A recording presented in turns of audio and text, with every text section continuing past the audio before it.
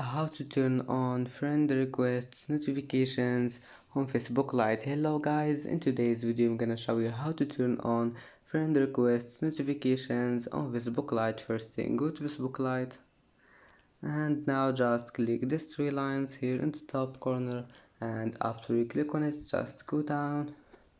You will find settings, and then just click notifications, and here you will find friend requests. Click on it and turn everything on, and then just go back and it will be saved.